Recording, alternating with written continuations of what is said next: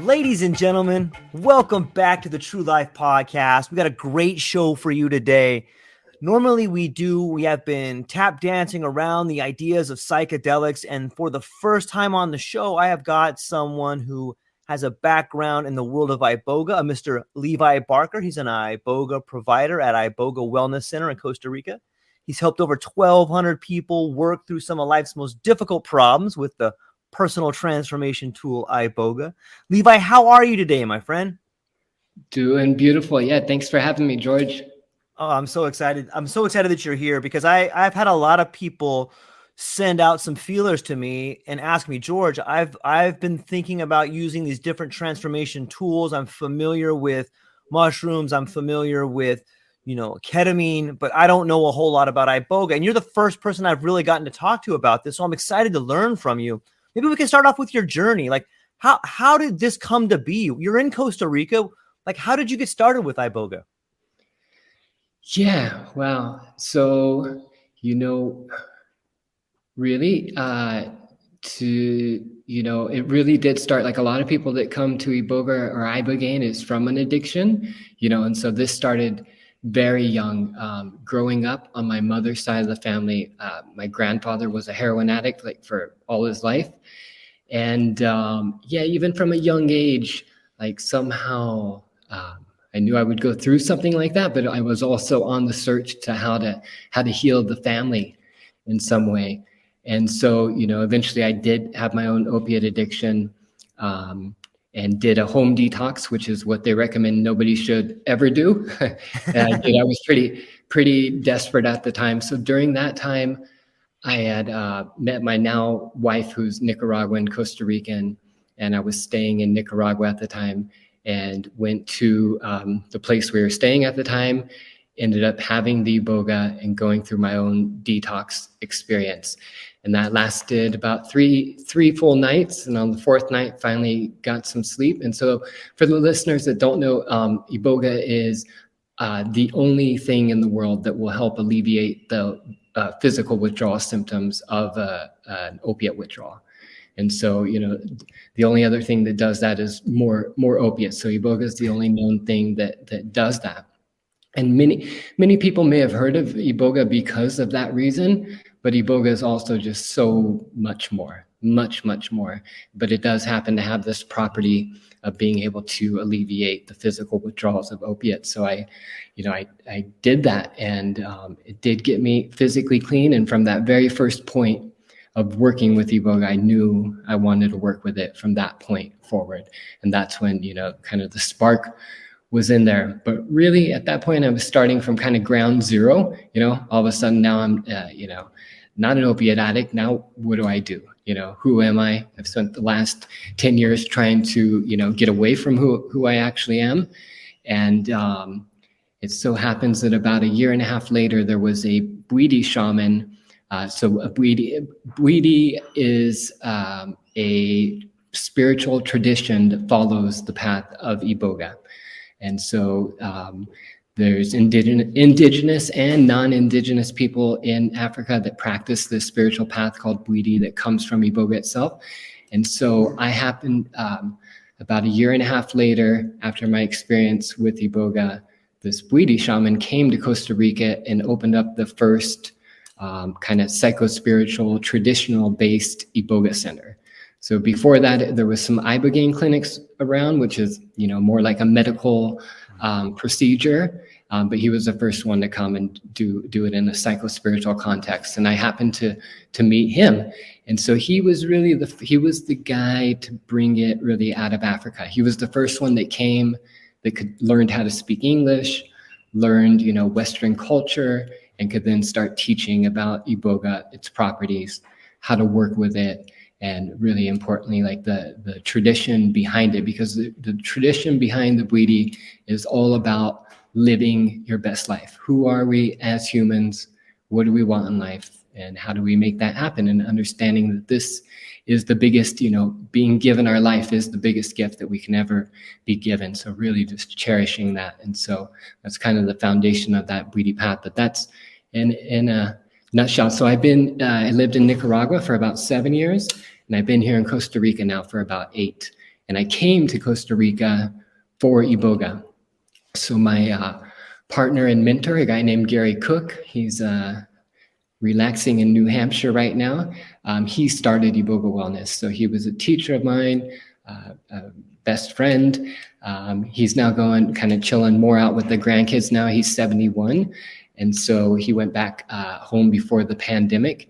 And but yeah, really owe him a lot. But he was the first one to graduate under this Bleedy shaman, opened up Iboga Wellness. And shortly after he opened Iboga Wellness, I came down and continued training and working with him. So that was about 8 years ago now.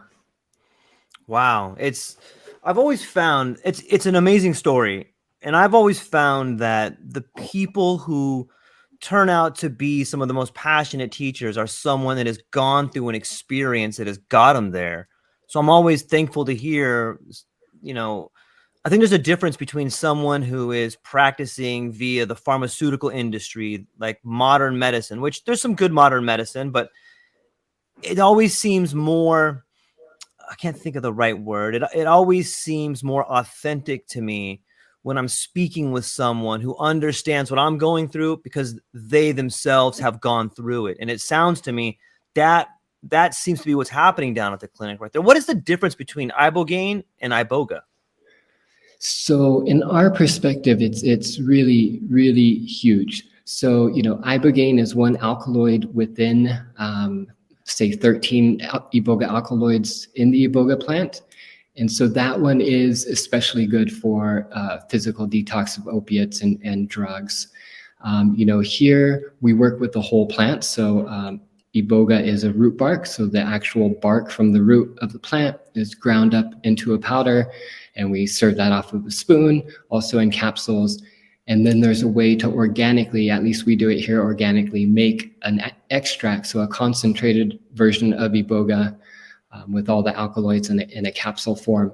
And so really the big difference is ibogaine is typically used more just kind of in a detox sense, whereas Iboga is used for the overall, life advancement, psychospiritual type work. So it is a fuller thing. And the idea behind that is, the plant has the spirit to it, and if you go and just start taking things out of it, that spirit, goes away. And that's a big part of, what happens when you take the medicine. Yeah, there seems to be a sort of thread that is running through the world of plant medicine right now. And that, at least to me, that thread is people trying to take the spirituality out of the medicine. And if you look at what pharmaceutical industry is doing with a lot of clinical trials with psilocybin, they're trying to find, and even with cannabis, they were able to, hey, let's try to find a way where we can use the cannabinoids, but you don't get the feeling of being high. Let's try to use the psilocybin where you get the effects, but you don't have any hallucinations. And it sounds like that's something similar that's happening with iboga. They're trying to separate the spiritual from the medicine. And when you do that, it seems like you separate the healing process out of it. I'm sure that the other alkaloids inside that iboga plant are there for a reason. And the traditional medicine shows us that. Does that sound correct? Yeah, no, absolutely. Absolutely. Like, I do think like the new era of psychedelic medicine is going to open it up to people that otherwise may not come down and say, have Iboga or, do it that way. But yeah, I think you're going to be hard pressed to do better than, the full plant, and that, unless you're getting down to like specific physical problems, maybe that people have, then maybe, one alkaloid or a molecule can, really target that, if you amp up its potency of whatever that is. But yeah, like for pure psychospiritual human, problems and moving on with your life, yeah, I think it's going to be really difficult to do any better than what's already being done by, the indigenous people that are serving these medicines around the world, or, in a setting like ours. Yeah, it's going to be tough. So a lot of people are familiar with some plant medicines, and the people in my audience understand a little bit about the time frame for, say, psilocybin or LSD or ketamine. But what does an iboga ceremony, or what does an iboga experience feel like? Can you kind of walk us through what happens to an experience with iboga? Yep, sure. And I should mention that, I'm not a doctor and anything I say is for research or informational purposes only. But in a few words, I'll say it's hard. It's just a difficult experience. For most people, it's at least going to be one of the hardest 3 or 4 things you've ever done. For some people, it's going to be the hardest thing. And so, you take this medicine, it starts kicking in anywhere from 20 minutes to an hour, hour and a half later. You start feeling heavy. You might start seeing kind of flashing lights going on. You could hear a buzzing sound in your ears, means it's coming on pretty strongly. Eventually, you're going to feel like you just want to lay down at some point. You're going to be like, I need to lay down. So at least here we take people over to their own mattress where they're set up, and people lay there, and it's a very, very, what a lot of people don't realize is how deep of a physical detox Iboga gives you.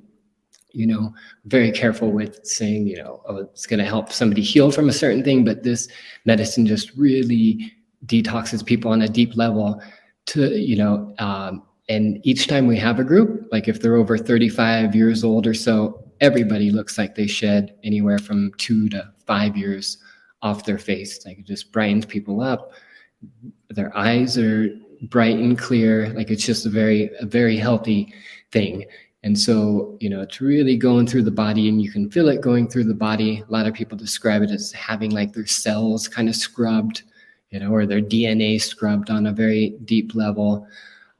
During this time, typically what happens with Iboga is your mind starts racing. So you start having these thoughts that go 1,000 miles per hour and don't really make any sense. Like, there's no conclusion to them.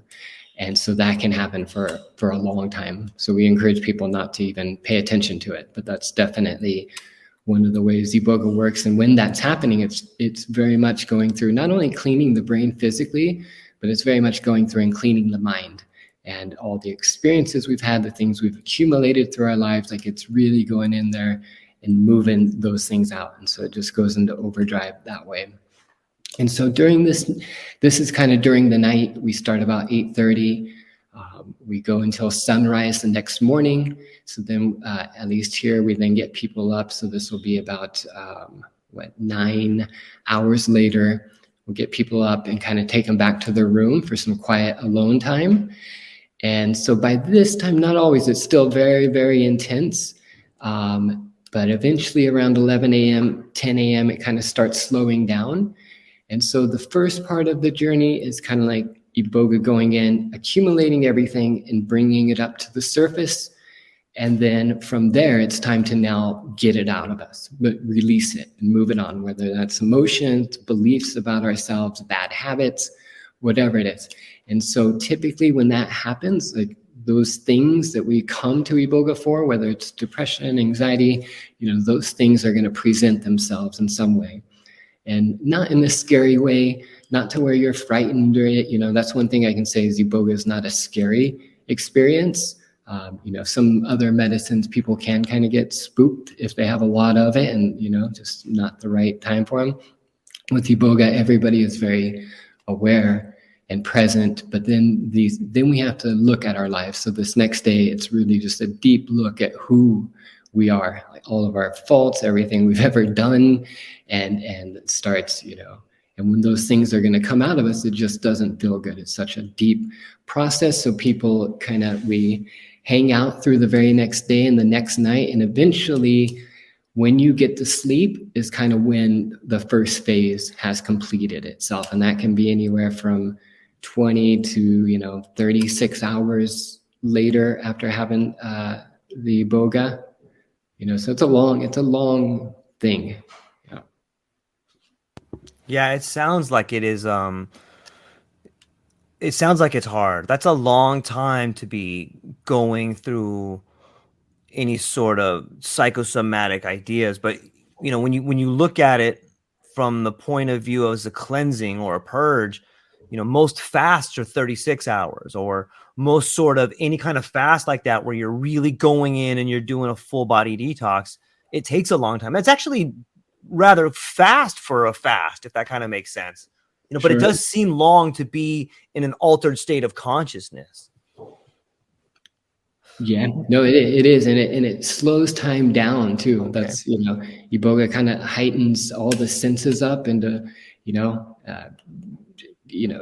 senses go +10, and so when your senses are so aware and you're so in your body that way, time starts slowing down. So yeah, it even feels longer than that. But yeah, no, for own well-being, 36 hours, 48 hours, like that's,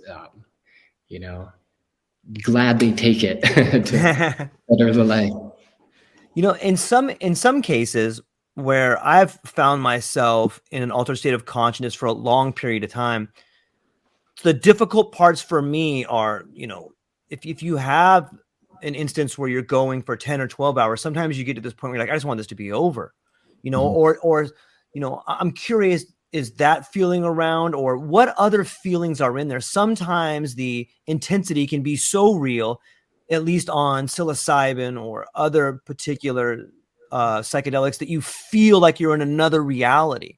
What are some of the feelings and thoughts that you had when you were in this experience, or maybe some stories that you've heard? Yeah, definitely wanting it to be over is a big it comes up quite a bit. Yeah, that everybody gets that one, and say this day after we have this ceremony, like, yeah, most people, it's just like I said, it's a hard experience. And so if you ask people, like, you're going to be ready to do the second one, because we do it 2 times when people are here, most of them would be like, I'm not even going to do the second one. I'm done. And, but that's until they get the benefits and, things come together for them. But yeah, wanting it to stop, people question themselves a lot. Like, really, they're coming in, they don't trust themselves at all. They can go through hours and hours of that. And I did it wrong. It's not working. This isn't the right thing. So we do, that happens quite a bit. Yeah. But, it is different here. There's a way of working with the medicine in a consistent way, and, sharing the right things with people at the right time, like, helps them get through it. And so it is easier here, because we have all our staff here, like, supporting you. We've seen it 100 times, we've been through it ourselves. Yeah. We know what you're going through. We know how the medicine, reacts with people and how they're going to feel. And so it's very, very helpful for people. So, we get everybody through it. That's for sure. Is it common in the traditional sense to do it twice like that? Do you guys follow the same procedure that you were taught by the gentleman that came over, or is it twice? Is it 3 times? Is it once? Or what does it look like? If I were to come down there and I said, Levi, look, I'm really interested in what you guys are doing. If someone were to come down there, can you walk them through what the process would look like? Yeah. So, having the medicine twice isn't necessarily like a traditional thing, but what happened when our teacher first started working with people is just realizing, us in the West, like, we're, and I think most people can agree, a lot of us have lost our path over the last 20 years. So he was finding that one wasn't enough. So we better do it twice to make sure people really, really get it. Traditionally, a lot of people do only have like this one big experience, and then they follow their tradition. There's many different ways that the Bwiti work, and so nothing is kind of universal. But yeah, so people, here at least, they come down. We give them a solid orientation, like talking about what Iboga is going to feel like. The symptoms are going to come up. Here's what you do when those things come up. We meet with everybody individually, just hear about why they're here, what they want from the experience, hopefully give them a bit of guidance. And then we have that first ceremony, and that goes all through the night. Then we're there with them the next day, and then hopefully they get some sleep that following night. Even if some, maybe 10% of people don't sleep the night after the Iboga ceremony as well. Even so, like, Iboga is used as a hunter's medicine, like quite literally in Africa, for just sharpening the senses, giving you a lot of stamina. So there's a lot of stamina in this medicine, and that's true after the experience too. People leave with more stamina, just more vigor altogether. And so even if people don't sleep that next night, usually the Iboga can push them through the next day. It's definitely, not a stimulant per se, but it can be stimulating. And so we go to the beach the following day. We hang out on the beach and have a picnic, come back. We have a taco night usually that night. So we have a really great chef that sets up like a taco bar. And then after dinner, sometimes we'll have a fire. Most of the time people are kind of ready to go to sleep and get some rest. We wake up the following day. We do a non-Iboga traditional cleansing for people at a river. We come back, we have a integration circle, and then that night we do the second ceremony. And so the second ceremony, typically we're going to give them more medicine right off the top, just because now we've seen how they react to it. The first time we kind of ease people in, just, making sure there's no such thing as too much, but you don't want to keep people up for 3 nights in a row, and so we definitely, gauge it that way. But yeah, by two of them, I mean, people get what they need from the experience for where they're at in life. Like Iboga opens the way forward. Like, here's what needs to happen from here. Here's the things you need to change about yourself. Here's the things we need to practice doing, making it a part of ourselves.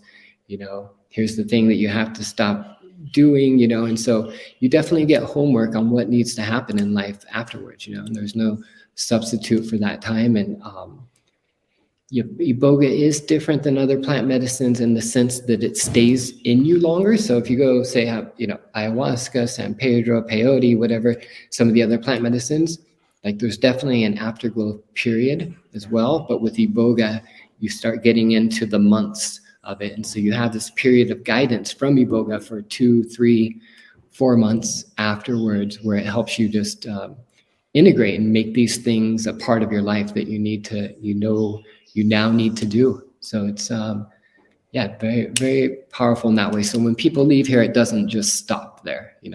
There's still plenty to happen.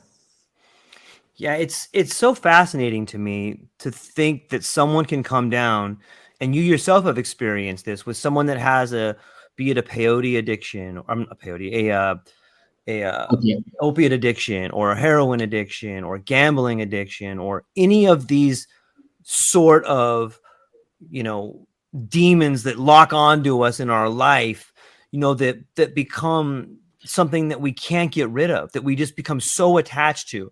And then to think that you could come down and take this medicine for a day or 3 days and be done with that. Like, maybe you can help people understand. Like, in my mind, I'm thinking we probably all have known people that have been addicted to something, and they feel as if they're a fiend, like they must have this thing in order to get through their day.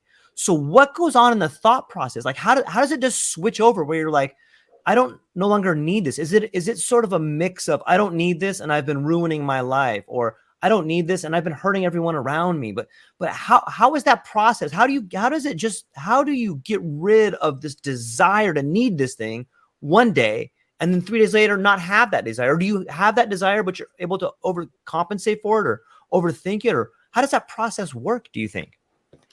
It does take longer, so like here, we used to back in the day do like opiate detox work, but it's gotten so serious now with fentanyl, and you really need like a medical staff and stuff. Yeah. So everybody that comes here, it's a very serious procedure, but in a week, 10 days, you can knock that addiction out of somebody, whether it's heroin, fentanyl, opiates, and then it comes down to, like, there's no doubt that the Iboga or Ibogaine will get somebody clean, but then it comes down to, like, are they going to do the right things after? And, they need coaching. They still have a long ways to go, but Ibogaine does give them the best shot.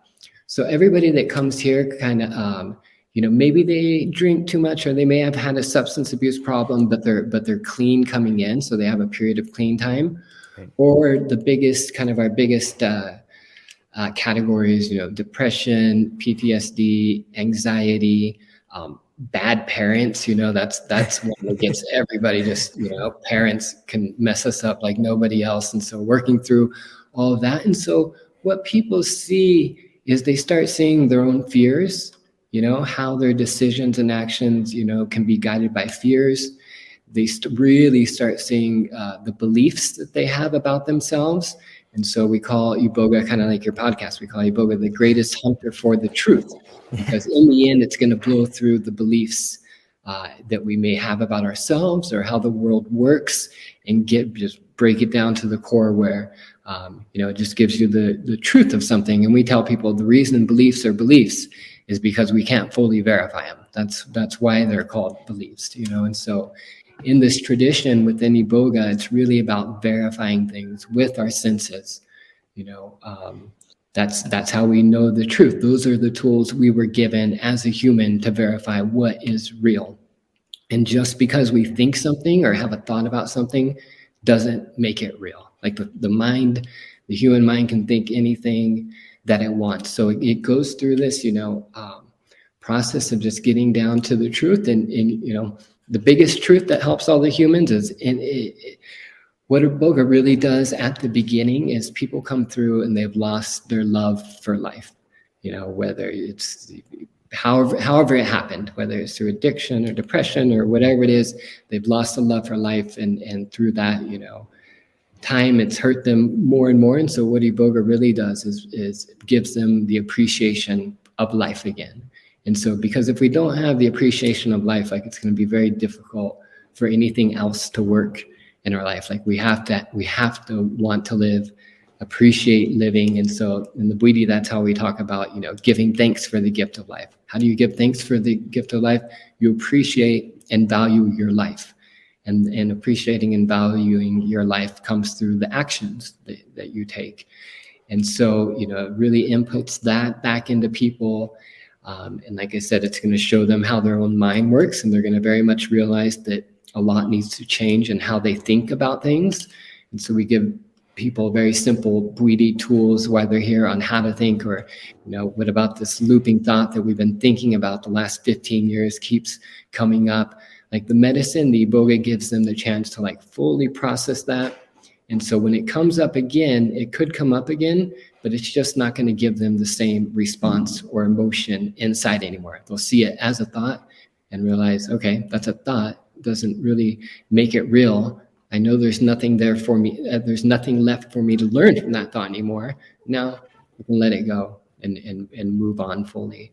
And so a lot of it happens kind of in that level. And then you get the guidance from Iboga on here's what needs to happen from here. And that's really powerful. So that, we tell people, better listen to what you have to do from here, because those are the things that matter in your life.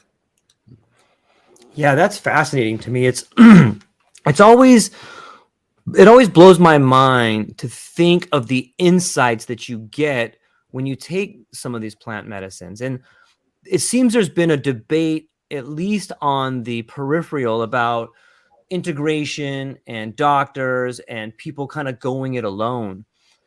But from what I'm hearing, it sounds to me that when you take Iboga, it seems to bring to the surface the ideas that you need to do. It sounds like you, as the person ingesting the medicine, are coming up with your own solutions to solve your own problems. I'm sure there's some integration that happens there, but would you say that that's kind of the case? Like, you as the individual, together with the medicine, begin to understand what your own problems, like you're almost diagnosing yourself and then coming up with your own solutions, which seems to be the most positive way forward for people. I'm sure there's people that may need more help, but does that seem accurate? Oh yeah, no, perfect. Yeah, nailed it. It's not necessarily the Iboga that's giving you the answers. The Iboga is going in and clearing out, like I said, the beliefs, the memories, whatever we have inside that's preventing us from getting to that truth. So it's just connecting you with what's already in there, so then you can, like you said, diagnose yourself and lead your way out. Absolutely. Yeah, good. It seems like it just, the more that I hear about this and this renaissance of plant medicine that we're on, it just seems to me somehow we've lost our connection to the earth.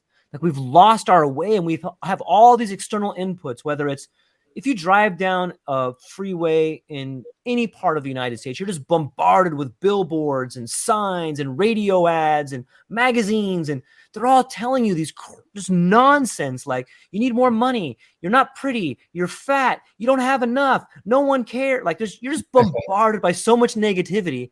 And then you find yourself maybe at your place in Costa Rica, or you find yourself with a friend that can give you some mushrooms, or you find yourself in this position where you can reconnect using plant medicine, and all of a sudden these blockages begin to move out of the way. All of a sudden, like the doors of perceptions are wiped clean, and you can begin to see, hey, I have a problem. I got several problems, man. I'm being a knucklehead. But do you see a sort of reconnection happening with the people coming down there, the return to plant medicine and psychedelics beginning to move their way to the forefront? Do you see this as something that is beginning to be like a new renaissance? Absolutely. Yeah, no, for sure. For sure. I kind of see it as nature's way of like getting us back to the truth and like what really matters. Yeah, and there's no doubt, within the tech industry, especially like the crypto blockchain industry, plant medicine and psychedelic medicine is really big.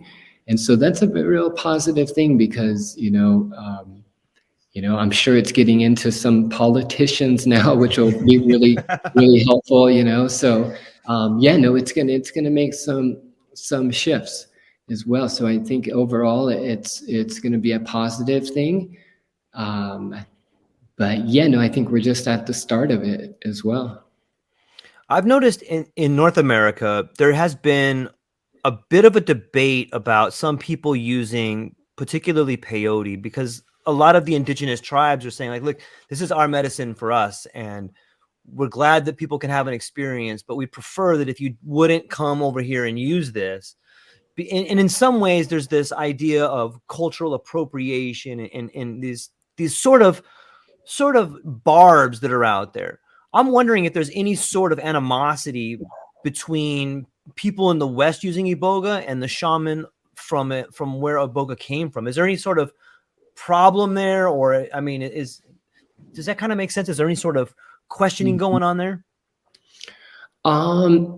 I'm sure there's some of that, for myself and Iboga Wellness Center, we've definitely kind of done it by the rules through an actual Bwiti shaman from Gabon to make this happen, and his blessing. And we definitely look to support Bwiti back in Gabon and plan to do more of that. But I'm sure there's, there's a bit of confusion like on how we work versus how they do it over there. But, that's the place to go to learn. And so no doubt, I think everybody in Iboga, at least everybody I know, wants to give back to the Bwiti in Gabon, and different organizations and structures are getting set up to do that. So I think, that's a big thing going forward as the plant medicine or the psychedelic medicine industry grows and moves forward. Like, how do we, respect the places where these medicines come from? And, in the case of peyote, that's one of the toughest ones, because those things, I think take 25 years to be able to get to a size like this little tiny thing to be able to take it. So that's super special to take. You can definitely take 5-6-year-old Iboga, may not get a lot off of it, but it's definitely there, whereas mushrooms can grow, in a very short period of time.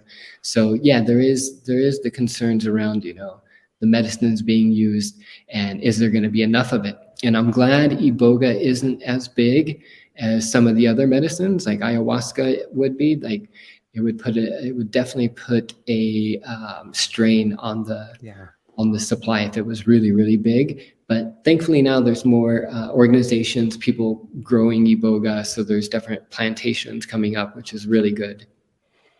What does the growing process look like? It's primarily a plant that grows in tropical areas, or does it have like a certain sort of soil that it likes, or do we know about the growing process? Yeah, so it grows, it's a jungle, a rainforest plant. And if you look at, say, where the Amazon or when Brazil was connected, when we had Pangea connected with West Africa, that was kind of like the birthplace of life in there. And so Iboga, ayahuasca, a lot of the medicines come from that central kind of rainforest region that life sprung out of. And so it grows in the jungle. I've heard there's some that grow kind of in the beach areas as well, in Gabon, because Gabon's a coastal country. But yeah, there's like a little shrub. They like not having direct sunlight on them. They go pretty slow when they're young, but then once they kind of get bigger, they start filling out quite a bit quicker. But yeah, you want to give them probably at least 8, 9, 10 years before you actually use them. So there's definitely some thought, planning that needs to happen going ahead. Yeah, I'm also curious. I've read quite a bit about some psychedelics, and when people take ayahuasca, they often use the term like Mother Ayahuasca, and they see a spirit of some kind. It's not uncommon for people who take large doses of psilocybin to be contacted by or hear voices or sometimes see entities or get a download of some information. I'm wondering if there's some sort of spiritual component to Iboga that may be similar to that. In our Bwiti, we see Iboga as having both the masculine and the feminine together in this one thing. And it's definitely there as well. Like there's the loving part of Iboga, the gentleness that needs to come, but then there's also the directness that we also need, And so we look at it as having both of those things in there. And like I said, there can be a voice that comes through Iboga, but in the end, you're the one that has to listen to it and process it and make sense of it. So in the end, the Iboga is really connecting you with yourself for the answers and the direction, and just clearing whatever out of the way that's preventing us from getting to that truth or those answers. Yeah, it's fascinating me to get to be in some small way part of this healing process. And it seems like that's what you guys have been doing down there for some time. You've helped over 1,200 people. Is that a fair statement down there, or is that a recent statement? Yep, that's right. Yeah, and just small groups throughout the years, anywhere 5. Now we kind of do 7 people, but anywhere from like 4, 5, 7 people through the years. Is there a certain time of year where people come down, or is it you guys take a little bit of time off here, or do you have a season for it, or how does that work? We go year round. We kind of have to go year round to support everybody, all the staff and everything, and medicine. But we just had a month-long break, which we usually take a pretty good break, like during Christmas time, going into the new year. But usually we go year round, all through the rainy season and everything. It's pretty nice down here, like all the time where we're at in Costa Rica. It's like a really beautiful climate. Like it's 70 to 85 degrees all through the year. Definitely get some rain during some of the year, but yeah, probably a lot like Hawaii. Yeah, very tropical and moderate, and the temperature doesn't fluctuate too much. I'd say within a 10 degrees range, and it's really beautiful. I'm sure we're probably pretty close to the same latitude and longitude, but maybe I'm sure that has something to do with it. On another note, Levi, this is a related question, and it's partially, maybe you can answer about Iboga or just psychedelics or however you see fit. But it seems to me that in the world of psychedelics right now, especially when it comes to clinical trials, the people that are putting forth clinical trials have these people that they alienate. They say, listen, psychedelics aren't for everyone. If you have like a bipolar disorder or you're schizophrenic or you have this list of mental problems, then we don't want you in our clinical trial. And I can understand why they would do that. Number one, they're fearing for those people. But it seems the more important thing they're trying to say is like, look, we don't want any of these people messing up our clinical trial. Yeah. You know what I mean? And so when I started thinking about that, I'm like, they're kind of tainting the trial. And the truth is, those people that have these difficult mental issues are probably the people that need the medicine the most. And it seems we're excluding them. Like, oh, you people that need it most, you guys go over here. You can't have this. And I'm just wondering if that, to me, that's beginning to seem like a problem. I don't have an answer for it because I understand why they do it. But what do you think about that? Yeah, that's a tough situation. You know, I could see their perspective of not wanting to mess up the clinical trial. And you know, those things are all labels they created and even they don't understand fully, Yes. you know? And so those are the things that labels they give people when they don't fully understand like what's wrong or what's going on with them. And so, you know, that's one where like traditional healing with Iboga or ayahuasca or San Pedro or whatever it may be, can really, you know, come through, because those are the places those people can come. I don't know about here like schizophrenia per se, but you know, we definitely get very depressed, very anxious people that come through, and that's probably more apt for them, probably be a bit more successful than, you know, it's tough to take a pill in a controlled environment and just heal. Like, you know, I know they'll have therapy and things like that, but I just don't think it'll ever be quite as successful as like something that we do. But if it can help people, that's wonderful. But yeah, that's a tough situation. Yeah. I don't know. We got a question from one of our people that are watching, and they were wondering. So he phrases it. I'll put it up here, and then I'm gonna modify it a little bit, Johnson. Johnson asks, "This is why Jesus wrote everything that we need to know has been written in our DNA when we were born." I would say that I don't know if I thoroughly agree with that, Johnson. I do believe that the code for life is written in our DNA. And I don't know, I guess I guess that I would say a creator of some sort had to have written in our DNA our life's plans like that. What do you think about a creator and our DNA and this medicine, Levi? How would you respond to something like that? I can't speak too much to the DNA because that's a science, more of a scientific thing. Whereas I'm more kind of a spiritual guy. But no, absolutely, the creator. Yeah. So in the Bwiti, anyways, we kind of separate things that come from the creator or God versus things that come from man.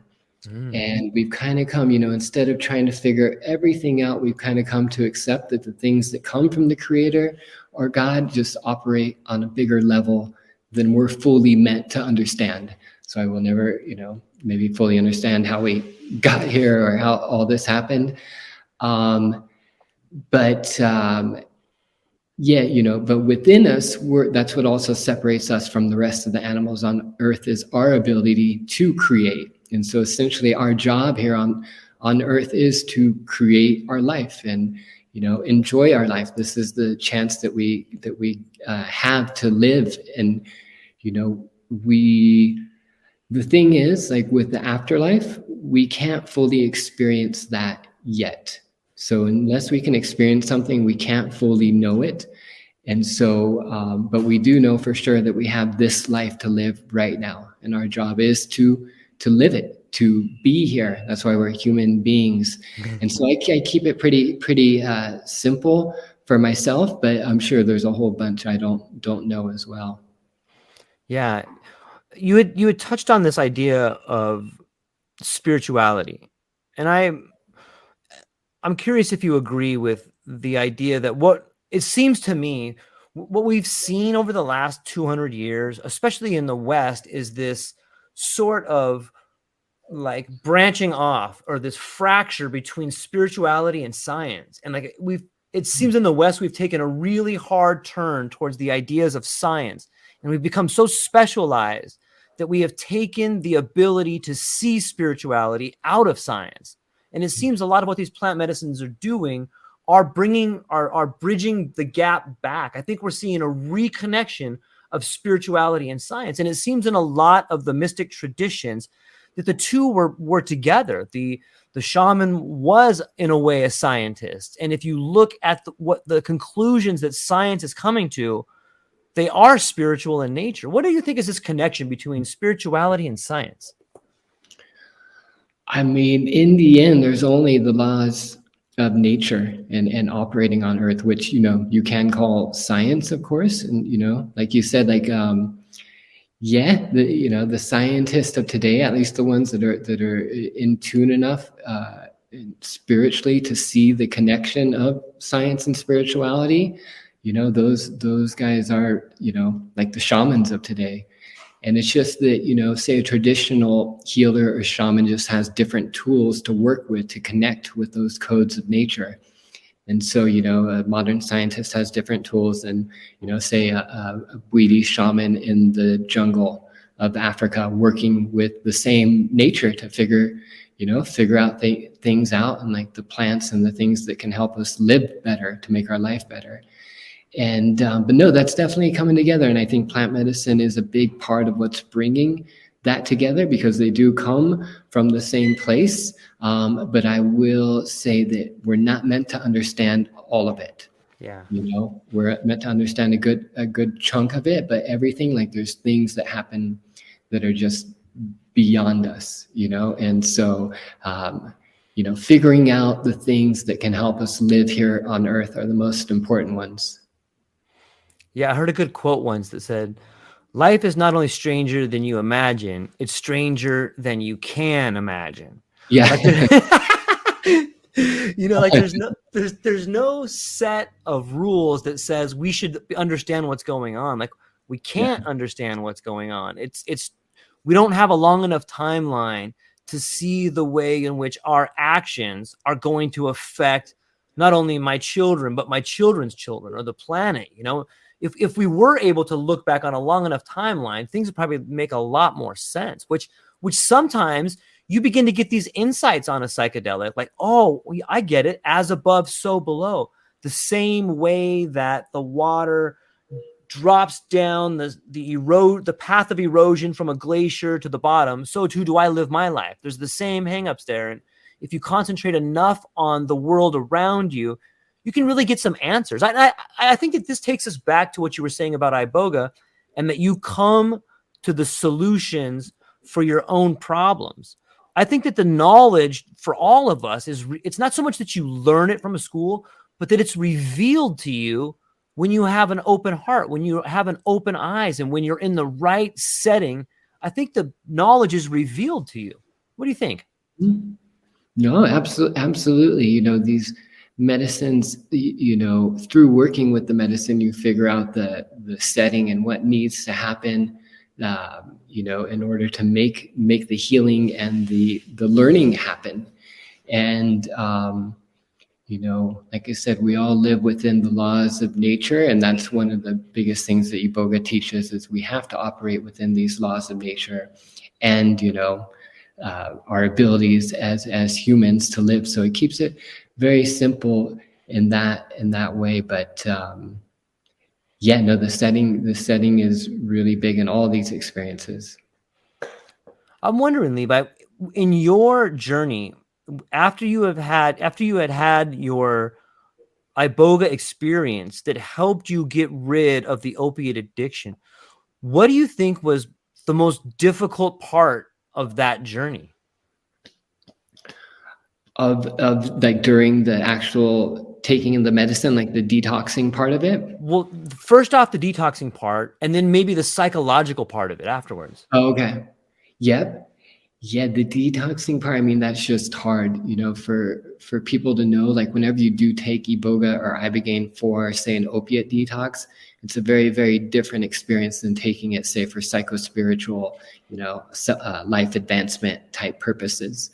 And so, I remember it just being very, very long, feel like I'm just getting cleaned out, seeing like sludge get cleaned out of me. Just a very slow, grueling process for these 3 nights. But then eventually, like I said, once you get some sleep, it's kind of the end of phase 1. So I got some sleep, woke up, wasn't physically addicted, but now here for, the first time in the last 10 years, I'm aware of my own emotions and who I am. And so that was very difficult. like now I can't hide anymore, with the drugs or with the opiates. I have to see it. And so that was very, very difficult. I had to, just be very positive with myself, and I put out the energy to find my path. And it so happened that a year and a half later, I did come to. I didn't know at that time that Iboga was going to be such an accelerator for my growth. But that year and a half later, I met our teacher here in Costa Rica and continued working with Iboga. And there's nothing that quite accelerates your life quite like Iboga does. But I will say that Iboga, like on a big dose, isn't something you do all your life. You don't just keep doing these big doses of it.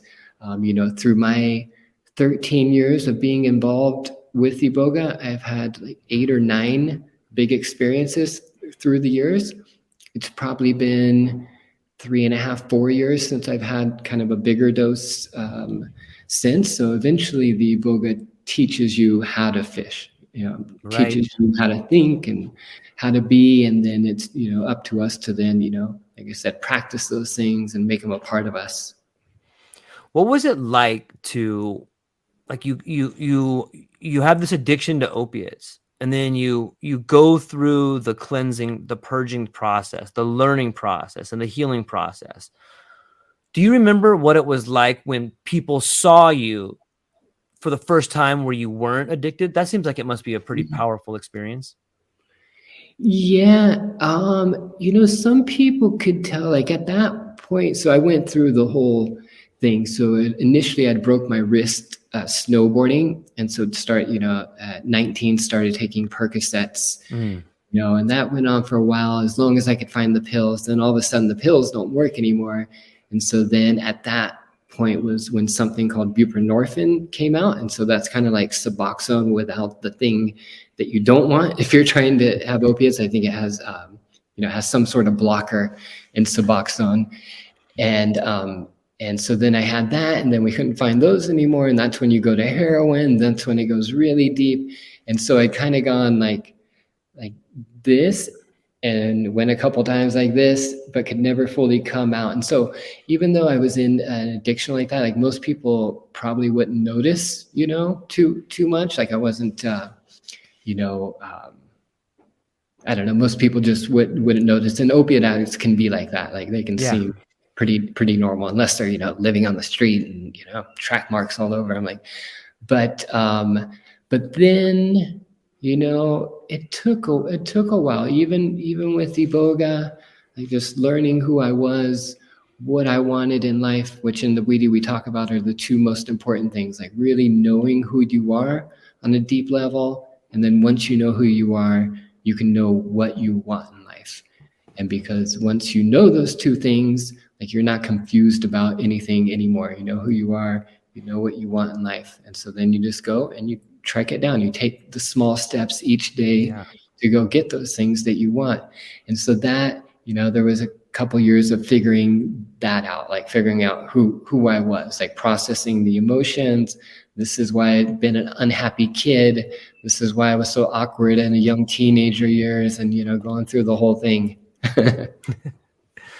Yeah, that's good advice. I wish everybody, and I hope everybody, can take the time to figure out those 2 things, because I think you can really begin to become who you're supposed to be when you figure out who you are. You can figure out your real potentials, and you can figure out why you love yourself and why other people will love you and what you have to offer other people. And I admire it. I think it's a bold step to take. A lot of people don't take that step because they're afraid. But maybe the medicines that are out there now are, in some ways, if you look at it from that angle, it seems like the medicines are helping us as humans become just more whole. What do you think? Is that possible? Yeah. Absolutely. We're different in the West growing up than a lot of other cultures. And one of the big things why we're so lost is we don't have any traditions anymore. Yeah. Most of us as men or women don't have anything that takes us from manhood or adulthood. Nothing that we go through to like symbolize like now, it's your time to live. And kind of the culture of, video games, buying things, money's going to make you happy. And now the poor kids today, Instagram and the photos and, AI photos. Now we can't even tell which ones are real. And, so we've just kind of lost touch. We've grown up trying to ignore ourselves as much as possible and go into our mind and think things to try and, typically to make money, like the kids in school when we're younger, if you're into science or math, like that's great. If you're, really in tune with yourself or nature, like that's not so good. And so, yeah, these are bringing us back to being a human, definitely one of the first thing that needs to happen is like our connection with nature is one of the first thing that happens, like through these plant medicines. Just getting back to realize that nature gives us everything, like everything, even plastic, all our food, our clothes, our shelter, like everything comes from nature. And so we talk about in the Bwiti, from the time we're born, as soon as we're born into this world, as far as nature is concerned, everything here is already here for us. It's provided for us. And so then it's about, so that's another reason why we separate things from nature versus man, because as far as nature is concerned, everything's here for us, but man then makes rules on how to distribute nature, but as far as like the creator of nature is concerned, it gives us everything. And so, the connection with nature is one that's coming back through these plant medicines and respect for nature. And that's one of the, the things that was normal for us through all past generations until very recently. Was like, oh, I can just buy it, without that it, does come from nature. So, I think it's going to be a powerful time in the next 20 years or so as people come to these medicines and even without medicines, just waking up in general and looking at things and, becoming more aware of themselves. Yeah, I agree. I when I look at the world in which we live today, there seems to be a lot of turmoil. But it almost seems like a rebirth to me. And everybody knows that anybody who's been fortunate enough to have a child or be present at a birth or even give birth, there's a real chance that child could die in birth. Like that's why it's such a miracle when a child is born. And there's a lot of anxiety and there's a lot of things that are happening. And it seems to me like that's where we are in the world right now. Like there's this war going on and there's all this anxiety and there's these bells and whistles and everything's going crazy. But I have a lot of positive thoughts and I'm really bullish on the future. I think people are coming together and beginning to see themselves in a way in which they haven't done in a long time. And I think what you're doing is a huge part of that. Yeah. What's up, buddy? Speaking of kids, or my daughter. Hello, lady. Did you get is that my candy bar? Is that my candy bar? He was just talking about kids too. Okay, let's finish up here. Take it to mommy. Yeah. She's beautiful. She's beautiful. Yeah, congratulations. Yeah, thank you. Yeah. As we're getting ready to land the plane here, I always ask people before they go, where can people find you? What do you got coming up and what are you excited about? Yeah, okay, cool. So, our website is ibogawellness.com.